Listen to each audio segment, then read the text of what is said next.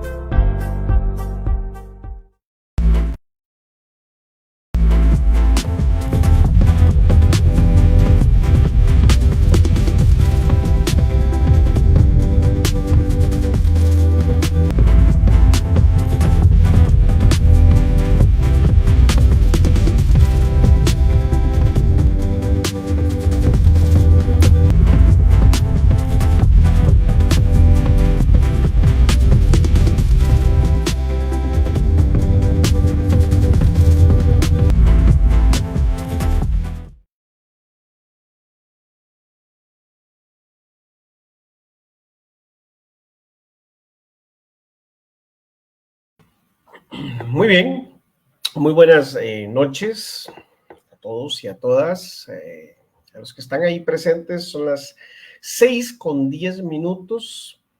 Les agradecemos muchísimo su presencia al estar con nosotros en este Entre Líneas. En esta edición, en la segunda edición del programa Entre Líneas, vamos a hablar sobre la cultura costarricense, sobre los problemas que enfrenta la cultura costarricense en nuestros tiempos, en estos tiempos. Para eso tenemos dos invitados de lujo, muy conocedores, muy empapados de la situación, no solamente del Ministerio de Cultura, sino de las artes y la cultura en el país en términos amplios, es decir, en general.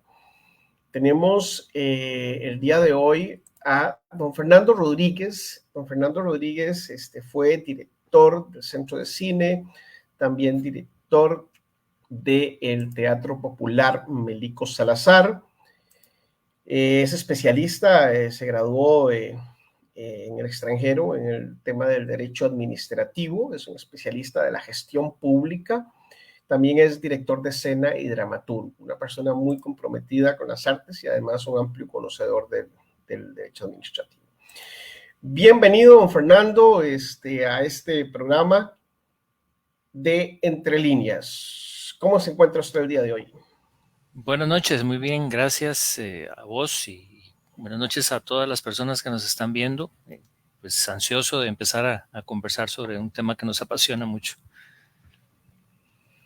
Muy bien, también tenemos el día de hoy al señor Alejandro Méndez. Alejandro es actor y escenógrafo, es el vocero, el enlace con el movimiento Cultura, que es un movimiento del sector cultural de la sociedad civil, digamos, no es un movimiento del Estado costarricense, sino que reúne a cerca de 17 organizaciones de las artes y de las culturas en Costa Rica. Alejandro Méndez, bienvenido. Muchísimas gracias por estar el día de hoy con nosotros. Saludos, un placer, realmente agradecido por la oportunidad y bueno, esperamos brindar información que sea de provecho y que amplíe esta discusión que estamos viviendo el día de hoy con la cultura a nivel nacional. Muy bien, un saludo también para los que están ahí al otro lado de la pantalla, de la imagen, al señor Rodolfo Zamora. Buenas noches, saludos también a Luis Di Gamboa. Buenas noches por estar con nosotros. Estos son los comentarios que nos están llegando de inicio. Y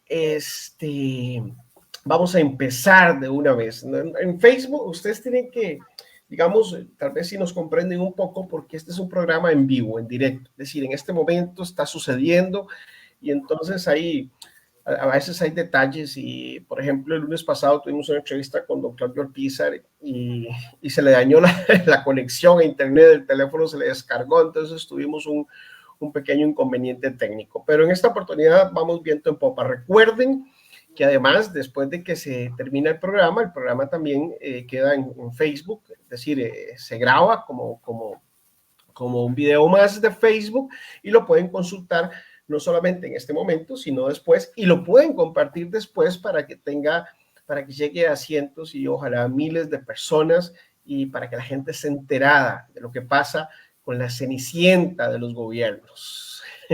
Yo digo que la cultura es la cenicienta de los gobiernos y la literatura es la cenicienta de la cultura. Pero bueno, ahora se han abierto espacios en el campo de la literatura también, esto es importante, y ya no estamos pues ya tan de alguna manera menospreciados. Y esa es la primera pregunta que yo tengo. La pregunta para Fernando, la pregunta para Alejandro. Terminan igual, ¿verdad? Rima y un poco, una rima sonante. Fernando y Alejandro, a ver si ustedes me dicen, de acuerdo con el análisis que ustedes han hecho, con el conocimiento que ustedes han hecho,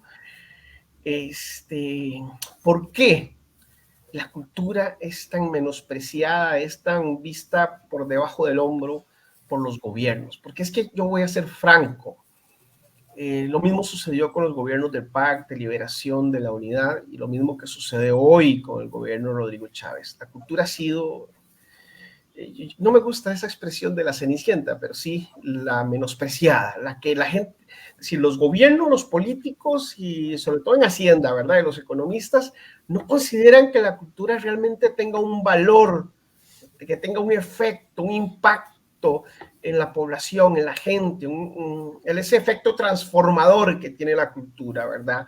Don Fernando, empezamos con usted. Sí, es muy simple. Para mí la respuesta a esa pregunta es muy simple. Es que no está desde hace mucho tiempo la cultura dentro del modelo de desarrollo. Eh, no todos los gobiernos, desde la historia republicana del país, han sido tan despreciativos con la cultura. De hecho, desde los años 70, con la creación del Ministerio de Cultura, estoy hablando solo de un paradigma, podríamos irnos más atrás, por supuesto, el Teatro Nacional, etcétera. Pero partamos de los 70, en donde está un paradigma importantísimo en la cultura. Lo que pasa es que nos duró 15 años. Ya para mitad de los años 80 empieza ese desprecio del cual vos hablas claramente y que se ha ido acrecentando porque además el país ha perdido un poco el norte en su modelo de desarrollo. Justamente en los años 70 tenía un modelo de desarrollo muy claro, ¿verdad? El Estado administrador, el Estado paternalista, etcétera. Y dentro de esa línea estaba claro la cultura como un puente del desarrollo importantísimo y de cultura cívica, etcétera. Educación y cultura muy juntos, como debe ser, pero desde mediados de los 80 eso se perdió. El modelo de desarrollo no fue claramente expresado como tal, pero sí lo sabemos que empezaron todas estas políticas que tendían al fortalecimiento de la economía, de la macroeconomía, tratando de buscar fuentes alternativas, por ejemplo, a la parte agropecuaria o la agrícola, y empieza un poco el desarrollo, por ejemplo, del turismo, que eso fue una línea muy importante del país. A partir de ahí, el país se enfoca por ese lado, pero también en el 2000 vuelve a perder un poco el norte y ese es 20 años después, creo que ni siquiera sabemos cuál es el modelo de desarrollo del país, a quién le estamos apostando, en ciertos momentos a las zonas francas, al sector servicios, y claro, y en medio de todo eso, la cultura ¿dónde queda?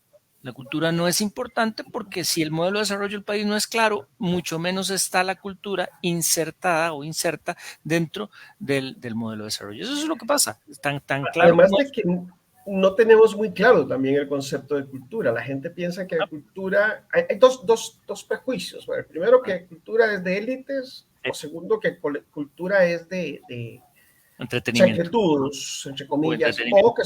o que son solamente, exacto, o el entretenimiento, chabacano, ¿verdad? El espectáculo. Hay diarios donde llaman sector cultura, la sección de cultura, y en realidad es el show business, ¿verdad? Es farándula, sí, correcto. Farándula y Bueno, chismes y cosas terribles, te pero además... interrumpo ahí ahora que dijiste, por ejemplo, prensa. Acordémonos de la prensa, cómo le daba valor en los años 70, en los años todavía en los 80 a la cultura en general, con críticas. Ahora ya no hay crítica especializada ni de música, ni de teatro, ni de Ni de cine, literatura. ni de literatura. Claro que sí, estamos de acuerdo, Fernando. Y además es el otro tema, ¿verdad? Que solo se considera la cultura las artes y las artes clásicas. Entonces habla de la ópera o del texto del otro. Y la cultura también es, como decía un exministro, la labor de todos todo el tiempo. La cultura es todo lo que hacemos con nuestras manos, con nuestra creatividad, las posibilidades, es decir, las culturas indígenas, el circo, el pasacalles, las expresiones las expresiones humanas en general. Hay cultura política, hay cultura educativa, hay cultura ambiental, etcétera. Es decir, yo a veces, por ejemplo, la gente que entra a culturacr.net, sobre todo los troles, llegan y dicen, ¿qué página? Esto le llaman cultura. Bueno, es que culturacr.net, y esto es parte de la anécdota también que me gusta siempre contar, empezó como una revista de cultura y con el tiempo, lamentablemente, no se pudo convertir, no pudo mantenerse, digámoslo así. Económicamente no recibió el apoyo ni del Estado, ni de la empresa privada, ni demás. Entonces tuvo que convertirse en un periódico digital.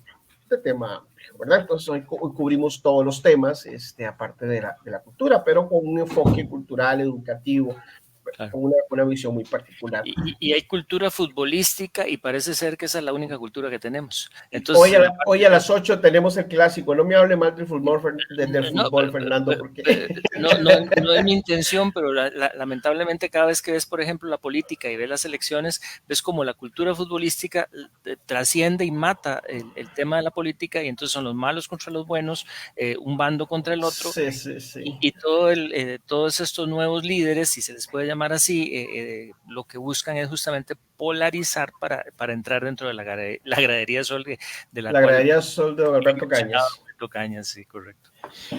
Alejandro, no le hemos dado chance. ¿Cuál es su respuesta? Bueno, agradezco como la pregunta. En realidad, creo que es como un sí y un no a la interrogante, que siempre nos tratan mal, o que siempre estamos como en una posición desventajosa. Sinceramente, hay varios factores que considero que han sido históricos en un momento determinado, que permitieron que la cultura tuviera un desarrollo, tuviera lo que tiene hoy, ¿verdad? Y en otros momentos no. A lo que voy es que el país, primero que nada, invierte un recurso importante a lo que es la generación de contenido cultural, porque, por ejemplo, este año, que son casi 48.000 millones, es un presupuesto, eso es dinero, ¿verdad? Pero ese es casi el presupuesto de siempre, de entre 45 y 48.000 millones de pesos, el presupuesto habitual del Ministerio de Cultura. Pero, no ha subido, y más bien a veces le bajan 1.000 millones, como sucedió hace un par de años, el año pasado creo. Justamente eso es el punto que quiero llegar. ¿Por qué sí y no? Porque generalmente estamos en un país democrático, que genera un ejercicio democrático, y en relación a ese ejercicio, nosotros como sectores representantes de los intereses de la cultura, no hemos logrado construir un músculo político lo suficientemente estable y fuerte que permita sonar, cacarear esos intereses en los procesos de discusión, que ha costado mucho. Y ahí es a lo que yo quiero llegar. Muchos de los alcances y grandes logros que ha tenido el Ministerio de Cultura, muchos vienen de los sectores. Encuentros, fondos concursables que se han nacido desde la parte de la sociedad civil, que ha construido esa oportunidad que va en beneficio de la cultura, ¿verdad?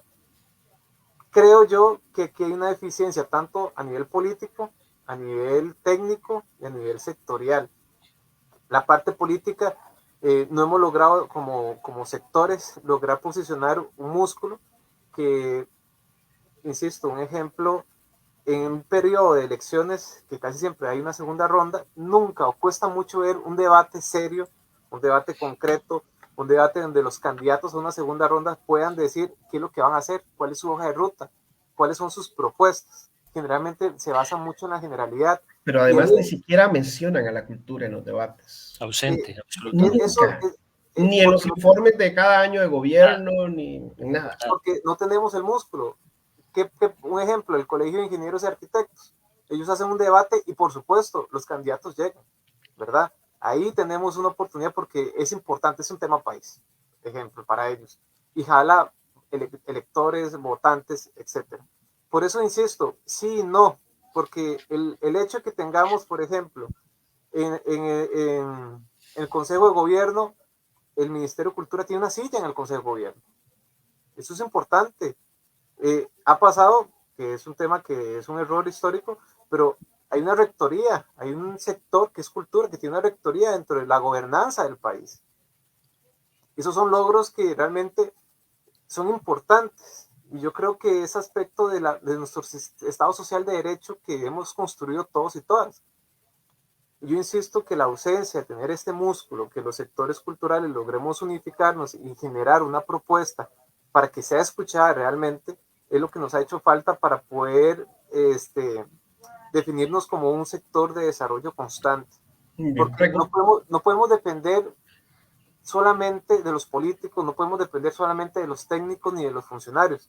Nosotros tenemos que construir esa hoja de ruta que lamentablemente a veces queda como en un papel y nadie le da seguimiento. Preguntas concretas, sí, perdón, don Fernando, porque sí, por favor, por favor. para ir agregando temas, Claro, para ir claro. agregándole sustancia, caldito a la sopa.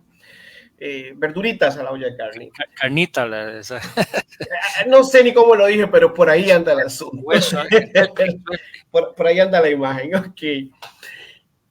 Cultura separada o cultura con educación, como se ha hablado, con el Ministerio de Educación, que cultura debería ser como una parte del Ministerio de Educación. Eso se ha comentado. Yo quisiera Sí. una respuesta brevísima. Yo no creo que sea así. En otros países lo es. Por ejemplo, en España el Ministerio es Educación y Cultura. Hay voces que dicen que debería estar en educación. Lo que pasa es que lamentablemente, ¿Por qué sí, por qué no? ¿por qué sí? Porque podría ayudar el gran músculo que tiene la educación. En el caso país, por ejemplo, ya lo sabemos que es el ministerio más grande, que tiene más de 1 millón de estudiantes, de pacientes, de clientes, que son los estudiantes, ¿verdad? Más de 1 millón, y tiene 100,000 funcionarios, entonces tiene un músculo muy fuerte.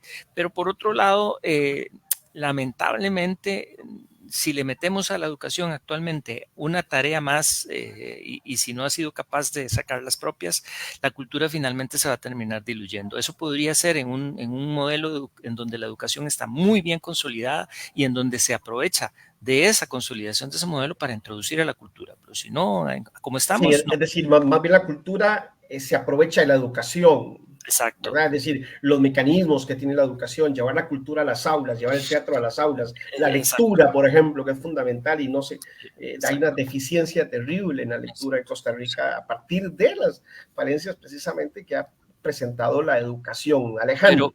Pero vuelvo nada más ahí antes de Alejandro. Por eso es que insisto en el modelo de desarrollo. Independientemente si es educación y cultura juntos o separados, si el modelo de desarrollo lo tiene claro, van a trabajar de la mano. O sea, no necesariamente tienen que estar fundidas las carteras. O sea, no es un tema, y que quisiera que volviéramos a esto más adelante, no es un tema administrativo, organizativo, es un tema de sustancia, lo que estás hablando vos de la carnita en la sustancia. Es un tema de concepto, no es un tema meramente formal. Yo creo que aquí quisiera insistir en nuestro sistema social, en las políticas que ya existen. Cultura constitucionalmente está establecido, está definido como un derecho que tenemos las y los costarricenses, ¿verdad? Segundo, que desde la óptica de gobernanza, digamos, como la línea que marca mi plan, cultura es un sector que tiene una rectoría, educación es otro sector que tiene una rectoría. No considero que deberían estar sumados porque cuando usted habla de rectorías, habla de independencias y habla de intereses de desarrollo. Si usted lo mete en la rectoría de educación, que nos pasó en la administración de Carlos Alvarado, lamentablemente la rectoría de educación se dejó el tema cultura. Entonces, cuando usted tiene que alzar la mano, tiene que pedirle permiso, por ejemplo, a la ministra. Porque ya no sos rector, ya perdís como esa autonomía. Aunque tengas una silla en el Consejo de Gobierno, las jerarquías comienzan a establecerse. Es un tema más de organización, pero sí, es importante definir un poco que son líneas de trabajo independientes, nos da un derecho de piso, nos da un presupuesto, y no nos, porque si usted mete todo en la olla, como en esta olla de carne, te puede salir mucha carne y poca papa, poco vegetal, ¿verdad? O no te puede salir nada de carne, ¿verdad? Eso es una rifa porque depende cómo te lo sirvan. Ya me dio hambre a mí. Pero si vos tenés una ollita por aparte donde solo te servís vos, eso es tuyo, Sí. ¿verdad? No de otras personas. Eso es Muy muy bien, importante quisiera... en la Sí, gobernanza. perdón. Ok, de acuerdo, muy bien. Eso es una percepción muy respetable, sin duda. Yo quisiera saludar, aquí tenemos gente que está comentando, aquí tenemos a Hugo Pineda. Hugo Pineda fue funcionario en el Ministerio de Cultura anterior, ¿verdad? Con Silvi Durán, era en el CEPAC, si no, o era asesor, no me acuerdo. No en el CEPAC, en el Museo José Figueres. El último fue en el Museo José Y Figueres de San anteriormente Ramón. estuvo, pero ya yo no recuerdo, Hugo, me vas a perdonar. Sí, el último era director del Museo Figueres en San Ramón de Alajuela. María María Sotela, escritora costarricense, que por acá también nos dejó su percepción. Adrián Giovanni Cubero es un amigo poeta, también ha dejado varios comentarios. También un saludo para Luis Di Gamboa, ya los había saludado, ¿verdad? Charito Lleras también, a Rodolfo Zamora. que ya nos habían saludado y comentaron por acá. Muy bien, muchísimas gracias a ustedes por estar con nosotros. Vamos a continuar con este programa, porque siempre hablamos entonces de que la cultura es la cenicienta de la política, de los políticos, de los gobiernos. Entonces, ¿cómo es que culpamos a una ministra o a un ministro? ¿Por qué lo culpamos? ¿Por qué? ¿Qué responsabilidad le podemos asumir a esos jerarcas, es decir, a los ministros o a las ministras? Porque, digamos, como hablábamos ahorita, los presupuestos de cultura casi siempre están en lo mismo, entre 45,000 millones y 48,000 millones. Pero todos los gobiernos que han llegado, bueno, al menos los últimos 4, digamos, de que yo tengo recuerdo de Nene Carballo, Obregón, los 2 del PAC, y ahora con Nayuribe Guadamuz, siempre se impone el fiscalismo de los gobiernos, es decir, el problema fiscal y el problema económico como prioridad. Entonces, el tema es, ¿qué es un ministro deseable o una ministra deseable? Es decir, ¿qué responsabilidades le podemos achacar, por ejemplo, a Sylvie Durán o a Nayuribe Guadamuz, para mencionar las 2 últimas? Y además, en consecuencia, ¿cuál es el ministro ideal? ¿Cuál es el ministro que va a llegar a esta cartera y va a hacer un buen trabajo de acuerdo? ¿Y cuál es la visión que debe tener ese ministro para llegar? Empecemos con Alejandro esta vez.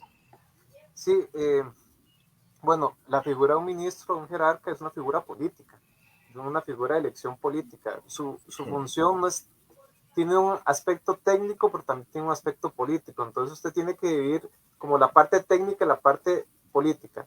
Políticamente tenés la función de lograr alcanzar los objetivos que tiene el Ejecutivo en su plan de gobierno, en su PAO, en su POI, todo lo que sea. Pero también tiene una función, ahí entra la parte de la ejecución de los fondos, ¿verdad?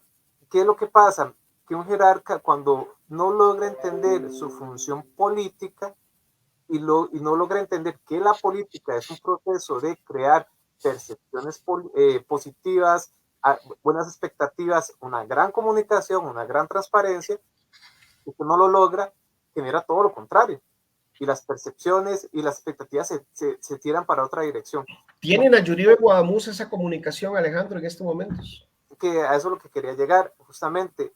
Su función política creo que ha tenido un descenso bastante amplio, ha ido a menos, ya que no se ha logrado construir esos canales de comunicación donde los sectores de la rectoría de ella, que somos los sectores de cultura, nos sintamos como informados, respaldados, entendidos de alguna forma, ¿verdad? Creo que la ausencia de comunicación es una deficiencia política, que eso se tiene que desarrollar, no todos los buenos políticos logran construirlo, y la mejora de los canales de comunicación. ¿Por qué? Porque estamos en un sistema democrático donde hay poderes. Si usted no logra hablar con el primer poder de la República, su función política la estás perdiendo. Porque si no tenés una buena comunicación con la Asamblea Legislativa, toda institución, todo sector social tiene necesidades de crear política pública para mejor desarrollo de su sector, de sus intereses, porque con lo que hay no se está logrando. Y si usted no tiene esa comunicación con algún poder de la República, lo que pasa es que su función política no está funcionando. Que por eso a veces es bueno hacer cambios, porque la rectoría, su imagen ya no funciona y se ocupa una renovación para que esos canales de comunicación, esos puentes políticos que generan nuestro sistema de derecho, se puedan hacer más óptimos y construir puentes para... Entonces hay que cambiar a la ministra Guadamuz. Yo considero que desde una visión muy personal, tiene un desgaste político muy amplio, con solamente la ruptura total que se tuvo con una diputada de su propio oficialismo, digamos, del oficialismo. Claro.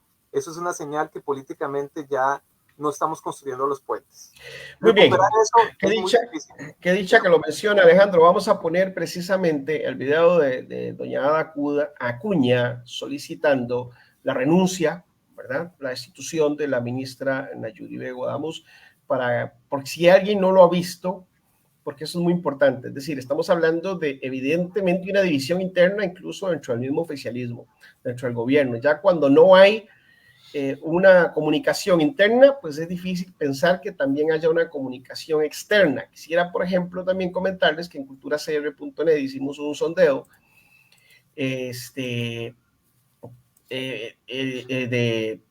para ver qué pensaba la gente, ¿verdad? Sobre si estaba de acuerdo que la ministra continuara en su puesto. Y hubo 214 votos y un 90% de las personas decidieron que no debería continuar. Es decir, hay un 90% de rechazo evidente, digamos, en el sector cultura de que ella continúe con su puesto. Vamos a escuchar a doña Ada Acuña. Buenas tardes, costarricenses. Hace un año, el 23 de mayo del 2023, en mi control político en ese momento, me referí a la situación que acontece en el Ministerio de Cultura y Juventud. Y en esa oportunidad hice hincapié a la subejecución que este ministerio ha presentado históricamente, reflejando carencias en el liderazgo y capacidad de gestión.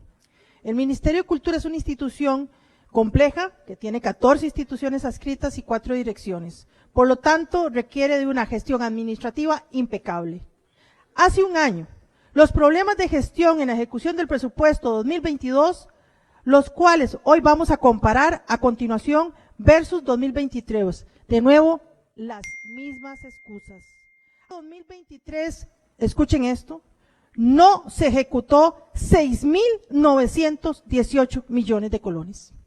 Podemos ver que todavía hay muchas falencias y se repiten, evidenciando ineficiencia, falta de diálogo con los sectores y el mal manejo administrativo, visión nula y proyección cero.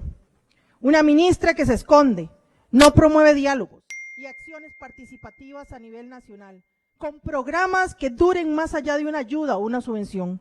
Y por cierto, a todos los que les gusta ir a los teatros aquí, independientes de San José, les anuncio que lamentablemente están en una de las peores situaciones de sostenibilidad en su historia. Teatros que no tienen ni el apoyo de las municipalidades ni del Ministerio de Cultura. Teatros independientes de más de 30 años en el centro de San José, a punto de dar sus últimas funciones y cerrar el telón. ¿Qué más podemos decir de las migajas en los concursos públicos en los que hemos caído? Sostener sectores sin una adecuada política a nivel nacional o contrataciones irregulares sin criterios de solicitud acertadas, donde una o dos empresas se llevan 200 millones de colones en un solo evento a nivel nacional. Hoy por hoy debe de existir una ruta o al menos la forma de gestión, pero lo que yo veo son puras intersecciones en caminos débiles y pocos transitados, llenos de obstáculos.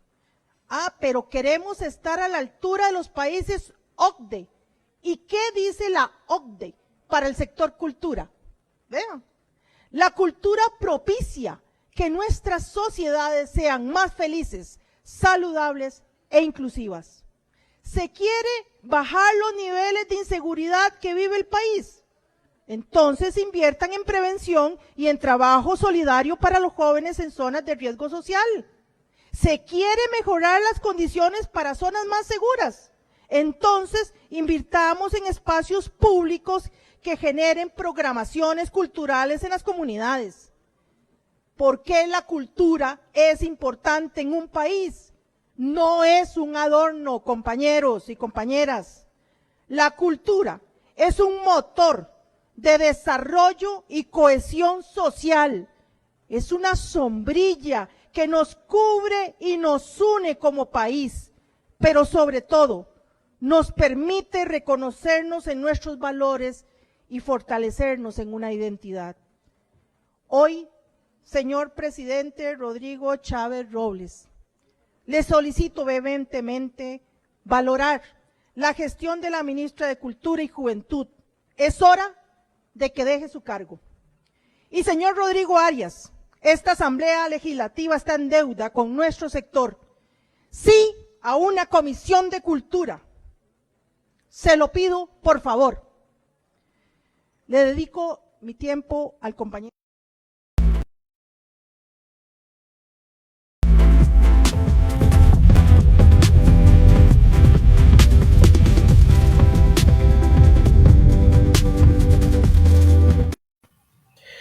Muy bien, ahí lo oyeron. Me hace mucha gracia cuando dice OCDE, OCDE. Y Rodrigo Arias, bueno, la Comisión de Cultura, yo siempre me cuestioné eso, ¿verdad? Hay una Comisión de Educación, casi siempre los temas de cultura se ven en la Comisión de Tecnología, de Educación y de otras comisiones. Pero bueno, ese es otro tema, no nos da tiempo para tanto. Le debemos todavía la respuesta, no esperamos la respuesta a Fernando sobre el planteamiento anterior. No es fácil, es una respuesta, no es fácil Ujú. si debe seguir o no debe seguir, si debe estar, si no debe estar la actual ministra, si se han equivocado los anteriores ministros. El tema está en ese énfasis sobre lo administrativo, que incluso es un error país en el que se cayó desde hace más o menos 20 años un paradigma.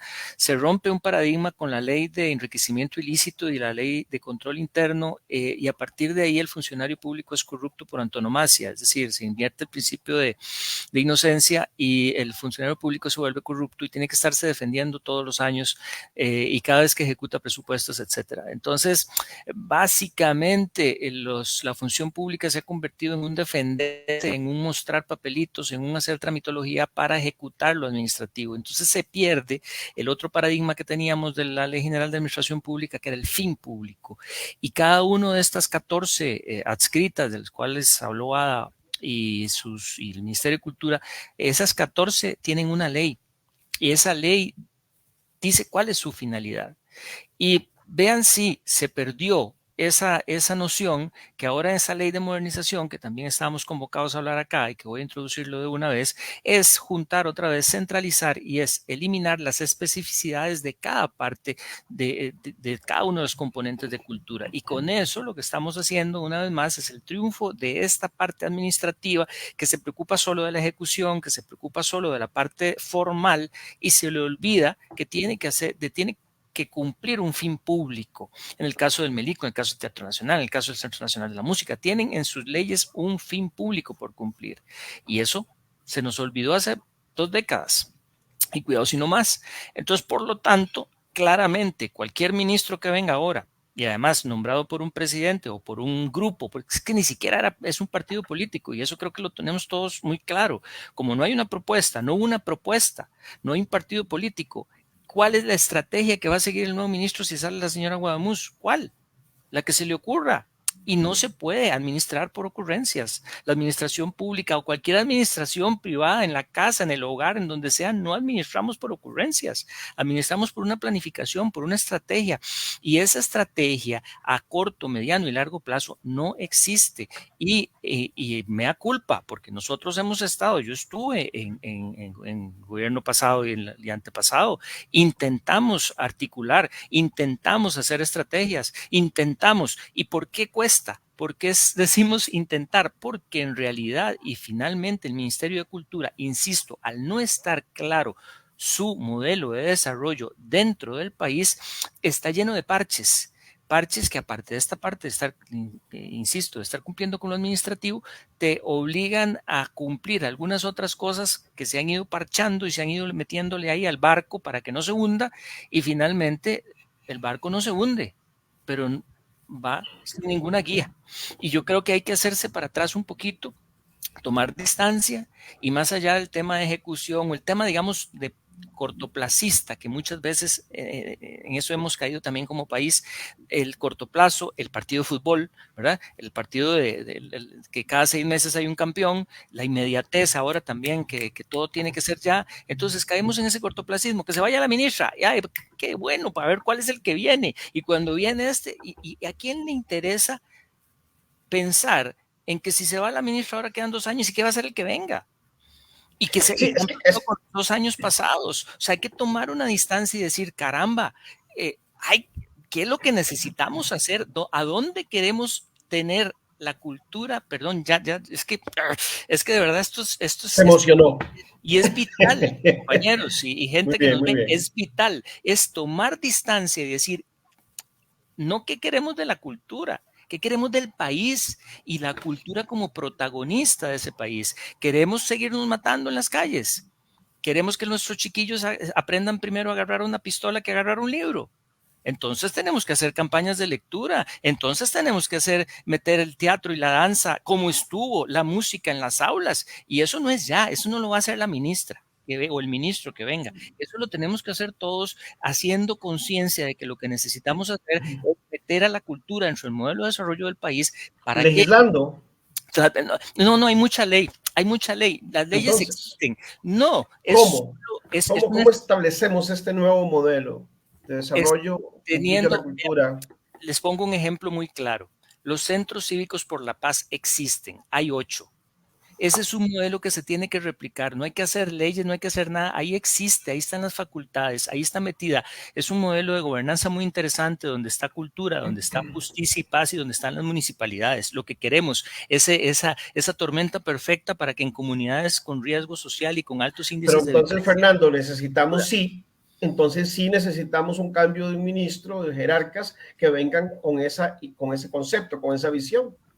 Bueno, sí, pero dentro de una línea global, es decir, estratégica país, porque ahora lo vemos, ahora es como un arroz con mango, y perdón que lo diga, pero claramente el presidente nos dio una bofetada poniendo a la señora Guadamuz, porque no sabe nada de este tema.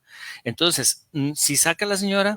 Ni el presidente sabe nada de muchos Ni de el los temas presidente del sabe país. nada, exacto. Entonces, ¿qué esperamos? ¿Verdad? ¿Qué esperamos? Más de lo mismo. No, lo que necesitamos es, sí, y perdón, no quiero ser negativo, más bien, lo que quiero ser es optimista de futuro, como estás diciendo. ¿Qué es lo que tenemos que hacer? Nosotros, como bien lo está diciendo Alejandro, desde los sectores, desde estos frenos y contrapesos, seguir insistiendo en la necesidad de que las personas que ahora ya empiezan a postularse, ya don Álvaro Ramos, ahora este señor Amador, todos estos. Jorge, lo escuché por ahí, Hidalgo.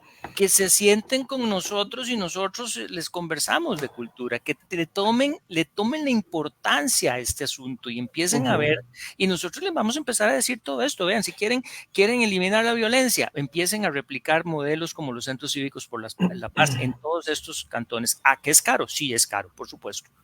Pero bueno, no pensemos en el corto plazo, pensemos en el mediano y en el largo plazo y empecemos a hacer cosas. Muy bien.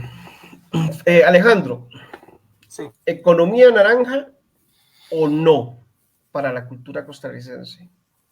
Bueno, es una pregunta compleja. Sí, es una herramienta técnica, lo veo como una herramienta técnica para colocar una definición en un lenguaje que a veces no manejamos nosotros, un lenguaje macrofiscal. Economicista.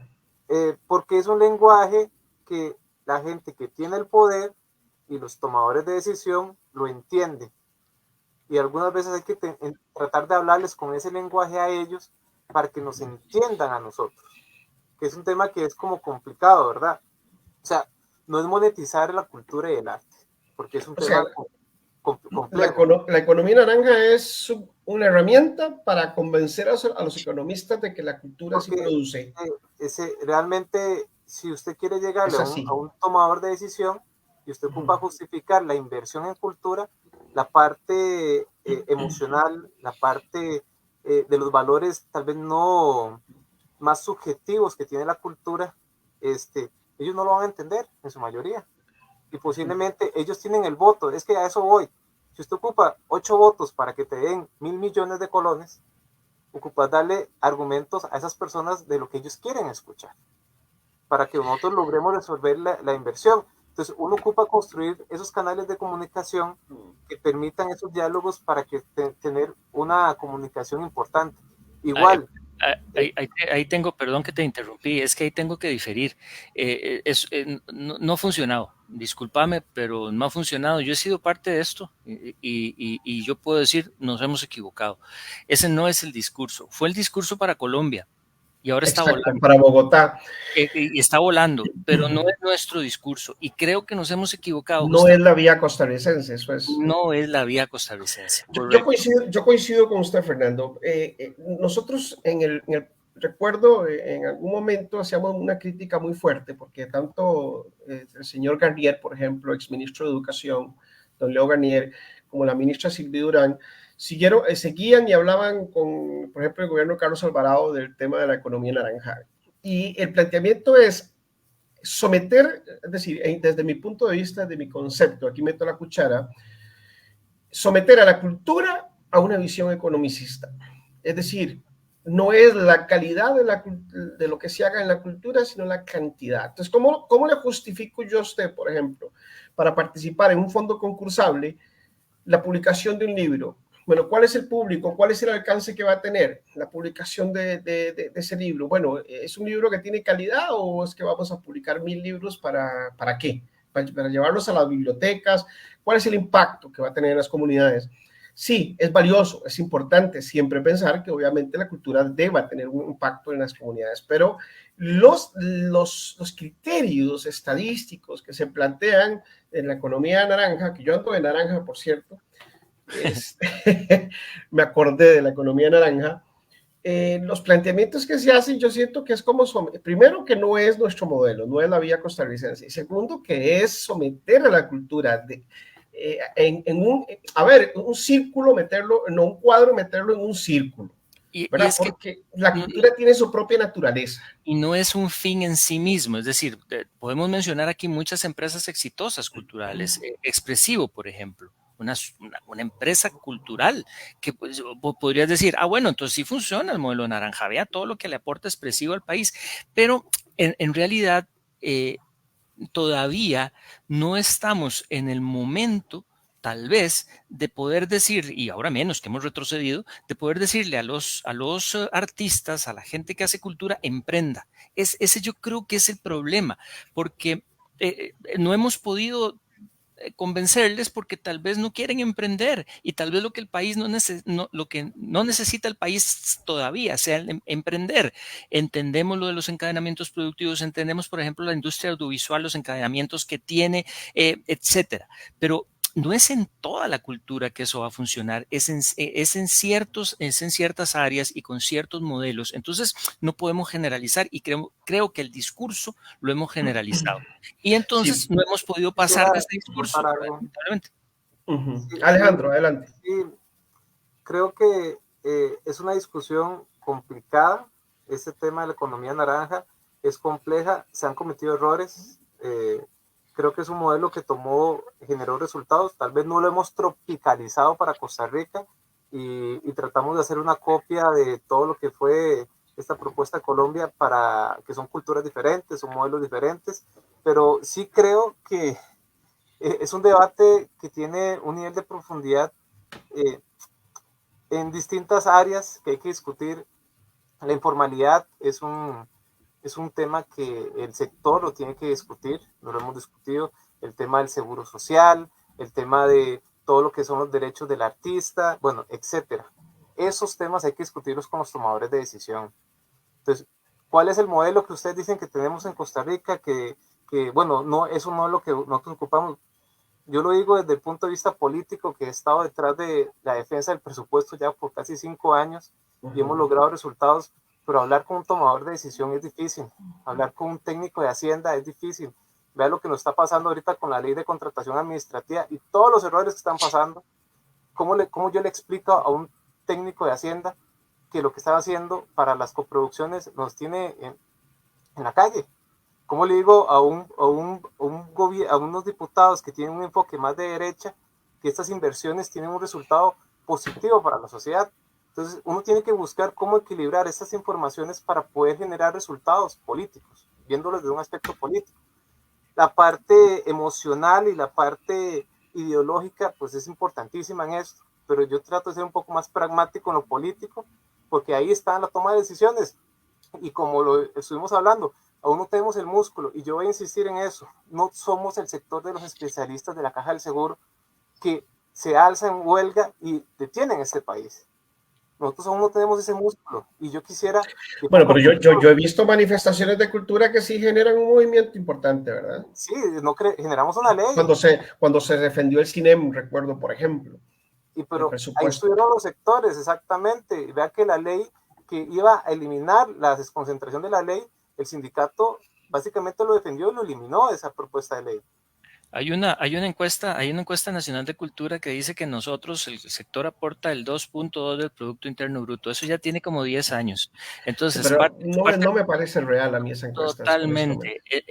Totalmente, a eso voy. Incluye el audiovisual y periodismo, publicidad, por ejemplo. No, publicidad que genera. En la parte audiovisual, por ejemplo, el mayor tajada de ese pastel es audiovisuales, y la Ujú. mayor, con un 60 y pico por ciento, es publicidad. Entonces ahí ya está. Y las cableras también están Claramente. en ese momento, Imagínate. hace 10 años. Pero bueno, a lo que voy es que esos datos, esos y otros datos más de impacto no existen. Entonces, ahora decía Alejandro, ¿cómo convenzo yo al ministro? Con datos, con datos. Y los datos no necesariamente son de ejecución.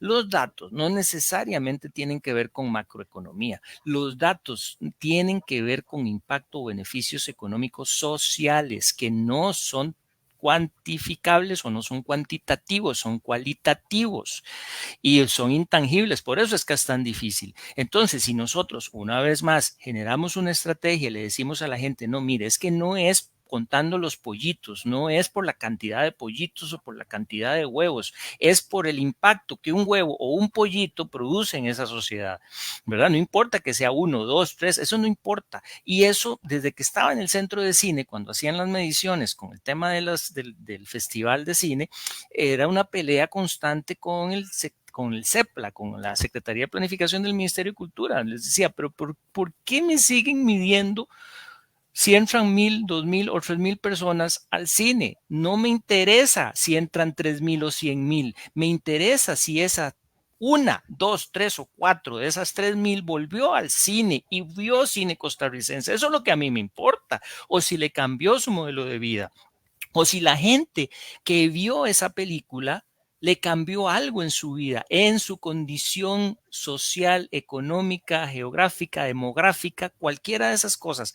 Pero ¿me entienden a dónde quiero llegar? El tema es que seguimos equivocados. El planteamiento inicial de, es que se ejecuta un 13, 14, 15, 20, es que no es por ahí, porque por eso entonces no dice, es que los castigo porque ustedes no ejecutan. No, es que no es ejecución, es el beneficio económico social, indicadores de beneficio económico social. Cuando estuvimos en el médico quisimos hacerlo, no lo logramos, es una pena, pero la entrada al teatro que usted paga cuando se daba teatro, es que ahora ya no hay en la aduana, pero bueno, cuando uno podía ir a la aduana y pagaba Terrible. 5,000 pesos, no costaba 5,000 pesos. Claramente costaba 35, 40, 45,000 esa entrada. ¿Qué es lo importante? Decirle a la gente, El mire, costo de producción, dice usted. los costos de producción son muy altos, Ujú. son muy altos, pero lo podemos hacer porque somos Estado, pero lo podemos hacer por 5,000 pesos y la gente no sabe que tiene un costo atrás, tras bambalinas, para seguir usando esa metáfora teatral, de 10 veces más.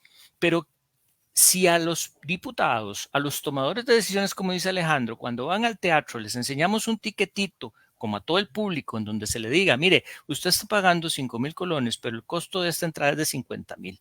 Es decir, nosotros le estamos dando el valor agregado de 45,000 que usted no está pagando. Eso es un indicador de beneficio social, no Sí, económico. eso es muy interesante. Bueno, esas Claro. propuestas hay que Y eso, avanzarlas, don Fernando, porque, sí, porque yo escucho, vea, yo escucho a mucha gente en el sector cultura que tiene propuestas buenísimas y como que no se van sumando, no se van agregando a ese colectivo de propuestas. Quiero saludar a la gente que está todavía con nosotros, ya vamos hacia la recta final del programa. A Verónica Abado, artista también de las artes escénicas, ella fue quien me recomendó aquí Alejandro Méndez, que nos acompaña hoy. Ella es una lideresa definitivamente en el campo de la cultura, una mujer muy activa. A Evelyn Ugalde, otra mujer muy activa en este caso de los libros, de la literatura, de Evelyn Ugalde del Club de Libros, que ha comentado ya, ha planteado varios comentarios, está siguiendo la transmisión. Luis Di Gamboa, de nuevo un saludo. Nerina Carmona, quien ha planteado varios también comentarios en contra de la economía naranja. Ella planteó dos. Bueno, aquí hay un perfil que se dice BA Sin. Lo voy a poner en pantalla porque no sé si se llama Cintia o Cindy o no sé, pero bueno, muchas gracias por estar con nosotros y bueno, a los que ya habíamos saludado antes, que andan por ahí, que están en la transmisión. También quiero saludar a este señorazo, un amigo a quien aprecio mucho, un conocedor de la cultura, también de las artes escénicas, digámoslo así, don Gerardo Bejarano. Él me imagino que va a estar allá en su Puerto Viejo querido. Dice, el Ministerio de Cultura debe someterse a una reestructuración profunda, pero lejos de una visión neoliberal que favorecería a sectores que quieren eliminarlo. Por cierto que don Gerardo planteaba, al igual que Magda Zavala y otro grupo, alguna vez estuvimos en la Comisión de Cultura del PAC, trabajando pues para brindarle para construir la propuesta de gobierno en aquellos tiempos del sector cultura. Estuvimos trabajando y ellos decían que la economía naranja precisamente es la visión neoliberal de la cultura. Es una visión neoliberal. Es decir, es reducir la cultura a lo económico. Pero el debate que ustedes tienen, Alejandro, ahí también Verónica Abado está planteando el tema de la economía naranja, más de acuerdo con Alejandro, claramente. El debate que ustedes tienen es muy interesante, ¿verdad? Porque lo que usted habla, yo estoy de acuerdo más con Fernando, yo soy honesto, es decir, es el tema cualitativo. La cultura no se puede medir de una forma economicista cuantitativa. Y los datos que se tienen que dar, es decir, deben ser distintos. O sea, esos datos o esa justificación o esos razonamientos que le den a la cultura es el valor preciso, exacto. Pero bueno, esa es una pregunta que hace Alejandro válida y valiosa. ¿Cómo convencer a estos tecnócratas? ¿Cómo convencer a un Novia Costa que lo único que tiene en mente es reducir la deuda o reducir el gasto público, que ellos lo consideran un gasto, ni siquiera tienen en su mente que es una inversión pública, ni siquiera la inversión social la consideran una inversión, mucho menos la de cultura, que para ellos es como superficial, como artificial, como que la cultura es menos importante, ¿no? Pero decorosamente hay que darle algo, 48,000 millones. Ok. Eso es lo que yo siento que hacen y que piensan esos tecnócratas. Bueno, la cultura, no, mejor no nos echemos a bronca, démosles algo a ellos, ahí pues para que hagan lo suyo, haz lo tuyo, ¿verdad? y nada más. Bueno, Juan Miguel Sánchez, un saludo, que también acaba de agregarse por acá. Voy a seguir poniendo los comentarios, pero quiero hacerles otra pregunta. Vean, Evelyn Ugalde hace un rato, bueno, hablaba sobre la ley esta de la modernización. Esta ley, y que ya ustedes también habían mencionado hace un rato, quisiera que echáramos a ese tema porque yo estuve revisando lo que la ley quiere y lo que la ley quiere básicamente es centralización, concentración. Es decir, plantear un ministerio de cultura que ahora está descentralizado con instituciones que tienen muchas juntas directivas y muchas posibilidades de participación de la sociedad civil en la toma de decisiones de esas juntas directivas, en las organizaciones de la sociedad civil, que se meten y dicen esto es lo que nos conviene al sector y no solamente decisiones políticas, que es cuando se hace centralizado. Es decir, de repente hacer por ejemplo, para decirlo, yo no conozco la ley, me declaro, eso sí lo voy a decir con claridad, me declaro ignorante de la ley, pero sí estuve leyendo. No te perdes de mucho. Pero sí he estado leyendo. Muy amigable, en realidad. Bueno, sí he estado leyendo sobre la ley y básicamente lo que plantea es eso, es decir, centralización versus descentralización. Escuchemos a Alejandro, ¿qué piensa? Así, tratemos de ser lo más precisos porque ya vamos a cumplir la hora del programa y ya tenemos que ir terminando. Entonces, tratemos de ser precisos. ¿Qué piensa de esta ley lo más concreto posible? Alejandro Méndez. Primero, no fue un ejercicio democrático, eso es una gran falencia. No fue consultada. Sí, las bases de nuestro sistema social no fueron utilizadas. Segundo, toma 2 capítulos de 2 líneas de acción muy delicados, eliminar desconcentración y cambiar la estructura de la ley que generó el Ministerio de Cultura. Son 2 cosas que no tendrían que mezclarse porque usted, un político, no le puede poner todo en un plato en la misma mesa, jamás, porque se puede hacer un arroz con mango y ahí termina siendo cualquier cosa. Eso es muy delicado. Y número 3, ese proyecto de ley representa la falencia política que hablé hace un rato. Cuando usted tiene un jerarca que no tiene unas capacidades políticas, cree que centralizando todo va a poder controlar lo que no puede controlar como jerarca. ¿Por qué? Porque no tiene las facultades. Son habilidades, en realidad, que se construyen o que se tienen, eso no lo sé, pero son habilidades que se tienen que construir, que deben de estar dentro de un ministerio para poder tener los resultados que podrían ser más accesibles o mejor vistos por todos los sectores. Pero para mí por ahí va como puntos importantes.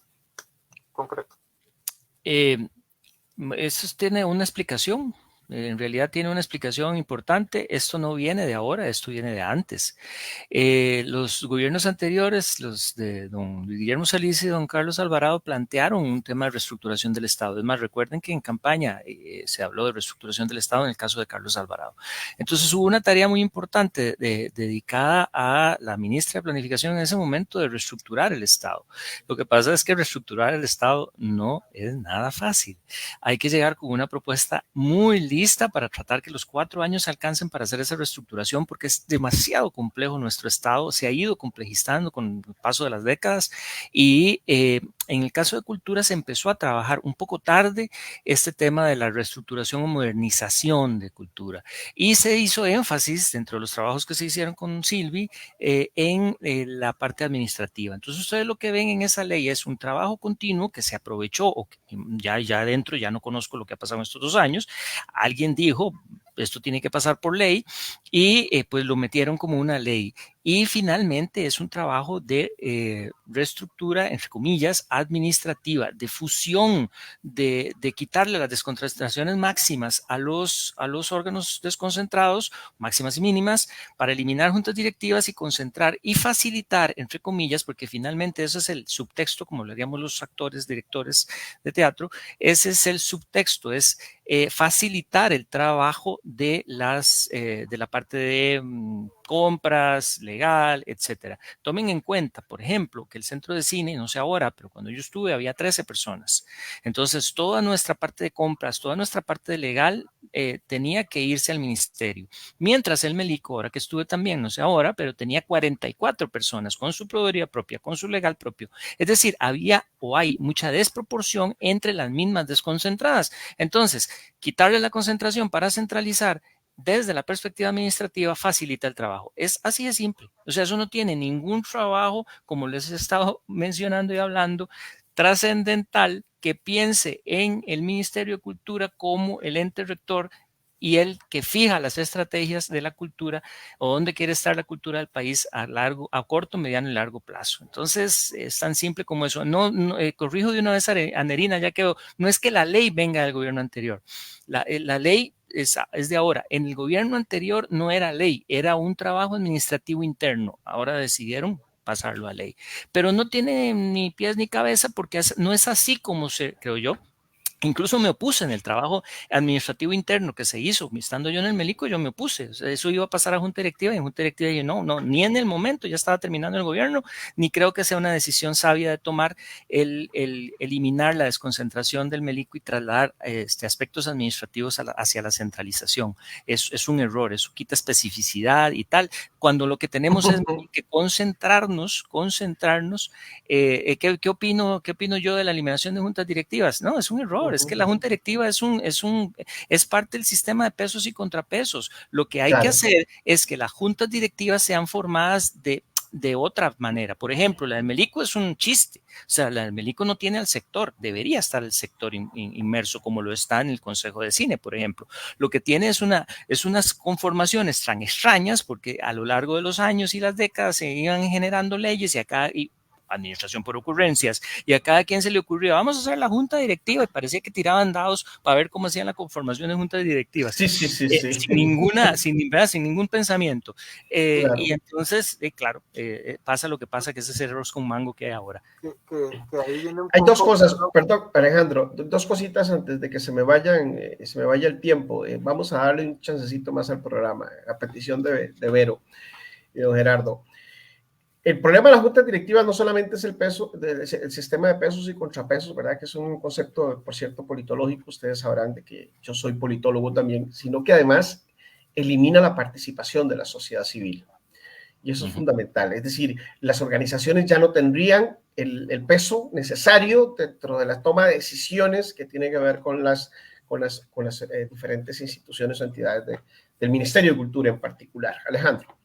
No, que justamente en esa línea creo que básicamente la propuesta de eliminar las figuras de desconcentración y que se vea como una debilidad en esta administración es porque esta administración no tenía una ruta.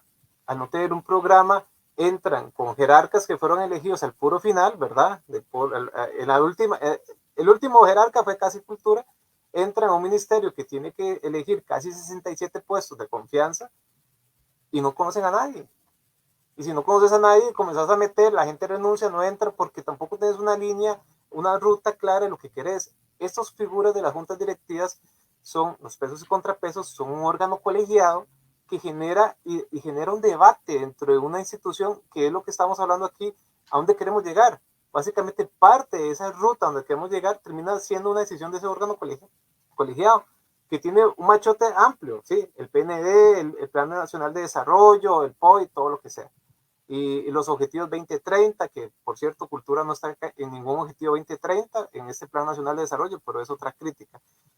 ¿Cómo hacemos? O sea, esas juntas sí tienen ese valor, que sí, en algunas, bueno, por ejemplo, en el Museo Nacional hay representantes de biología y arqueología en otras líneas que apoyan las líneas de acción del Museo Nacional. Que son figuras a honor, en cómo sostenerlas es otro debate, pero es importante esa participación en esas áreas de acción. ¿Cultura no está en el Plan Nacional de Desarrollo 2030?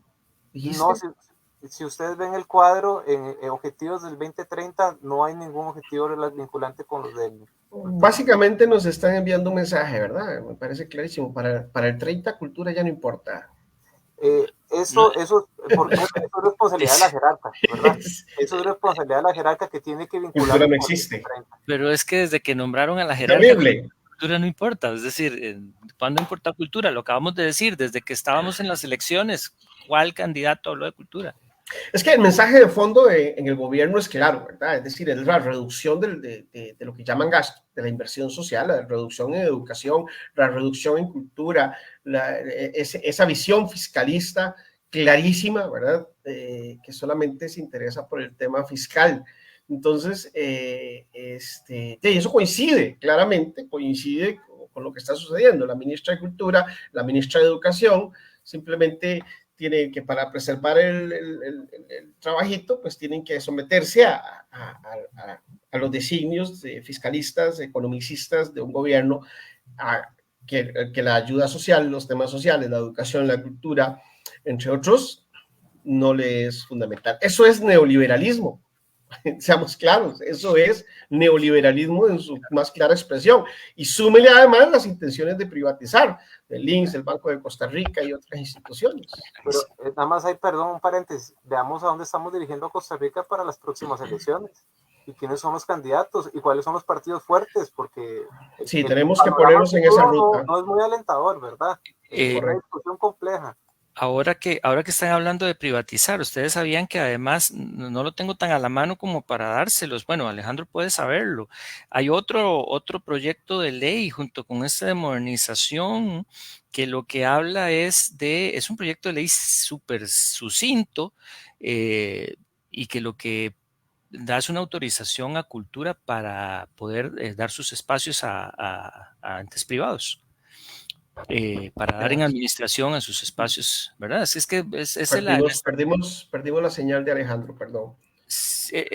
Perdón, es la estrategia clásica.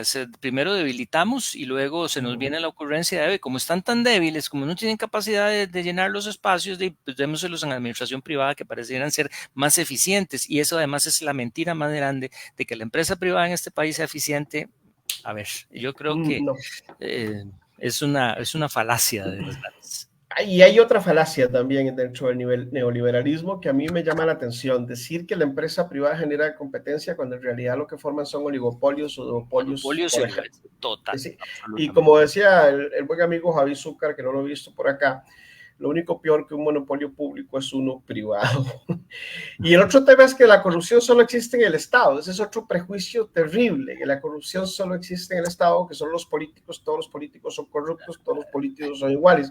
Mentira, la corrupción más fuerte está enquistada en la empresa privada, en los grandes. Absolutamente, y además socios privados. corrupción desde el campo semántico, pues, también que sos escritor, bueno, y quienes están escuchándonos también entendemos muy bien de que el ser humano es símbolo, es verdad, desde la semántica como símbolo, corrupción es la palabra, ¿no? Semiótica. Exacto, combatir la corrupción. A ver, la cultura combate corrupción, es decir, la cultura genera valores y lo que tenemos ahora no es un problema de corrupción, es un problema de antivalores.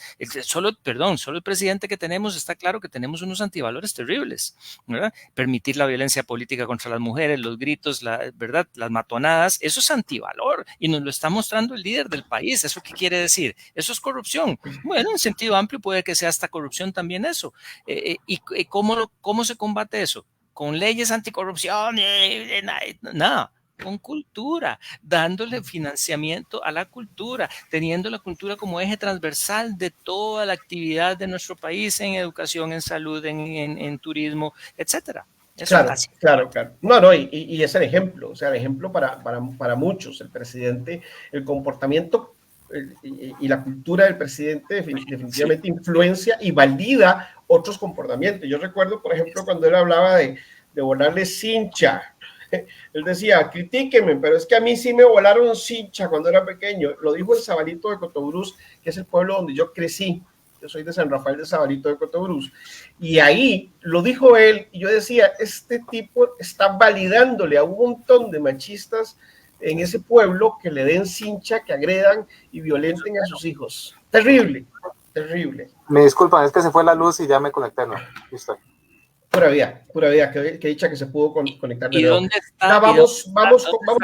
Nada más, perdona, para agarrar esta metáfora, esto que estás poniendo sobre el presidente, ¿cómo se contrasta ese pensamiento? Con una formación en valores desde la infancia, justamente para que los oídos de nuestra educación y los jóvenes rechacen ese comentario y no lo acepten. Bueno, con niveles de aprobación de la función de este jerarca, ¿verdad? Del 50%, que es lo que tal vez se vuelve más alarmante y valida esas acciones, ¿verdad? Sí, yo quisiera nada más... Porque tenemos una sociedad en un 50% que lamentablemente tiene esas falencias, esas carencias en educación. Porque eso es lo que sucede, ¿verdad? Yo quisiera nada más como tocar la necesidad de la cultura como una herramienta democrática. Muy bien, Alejandro, y hagamos esto de una vez, eso que vas a decir, cierre. Como cierre, por favor, gracias. Bueno, cierre. Bueno, primero, los sectores culturales han logrado tener un éxito. Son 5 años que hemos defendido al ministerio, hemos obtenido resultados. Se creó una ley de bienes de los sectores. Eso es un logro. Los sectores lo pueden lograr y lo van a seguir logrando. Segundo, hay que emplear la discusión. La continuidad de la jerarca actual, yo no lo recomendaría. Si fuera una decisión mía, yo no la recomendaría. Políticamente está desgastada. Eso no puede funcionar. Los que están perdiendo en este pleito entre el legislativo y el ejecutivo somos nosotros. Y no podemos quedar en el medio de un pleito de dos partes, no podemos quedar en el medio. Creo que se tiene que tomar una decisión madura, una decisión ajustada y realmente tomar un cambio. ¿Y qué pueden hacer un nuevo jerarca en estos 2 años? Bueno, no sé, pero por lo menos que sea potable para la Asamblea Legislativa, ya eso es un cambio. Pero si no es potable para la Asamblea Legislativa, no vamos a construir nada en 2 años, menos con la misma jerarca, ¿verdad? Segundo, y por último, creo que se viene una discusión muy fuerte, 2025, anteproyecto presupuestario. Yo insisto en este tema de regla fiscal, nos va a seguir afectando todos los años desde que se aprobó la ley 9634. Tenemos que estar unidos. Si los sectores no nos amarramos, construimos el músculo, no vamos a seguir defendiendo. Porque yo digo, ¿cómo hago para defender, cómo hago para que un tecnócrata me escuche y me dé el presupuesto? Porque tengo que hablar el mismo diálogo de ellos. Y yo insisto, yo tengo que hablar lo que ellos hablan, porque ellos no quieren hablar nuestro lenguaje. Entonces yo me tengo que acercar a ellos. Y en eso quiero ser insistente. La política es eso. Yo ocupo conseguir votos y conseguirlos involucra hablarlo y darle lo que ellos quieren escuchar, pero para que tengan un resultado positivo para nosotros. Entonces, viene una discusión muy seria, 2025, por favor, no se alejen. Van a salir información, van a salir anuncios y opinen y pidan información, pidan toda la información que puedan, pidan todo lo que puedan pedir porque tienen el derecho y se los tienen que dar. Gracias. Tenemos que activar a la cultura. Yo, antes de pasarle la batuta a don Fernando para su cierre, quisiera recordarles que en Cultura CR tenemos el libro Bebidas Ancestrales de Costa Rica. Eso es un comercial para los amigos y suscriptores. Sí, pagado por mi bolsa.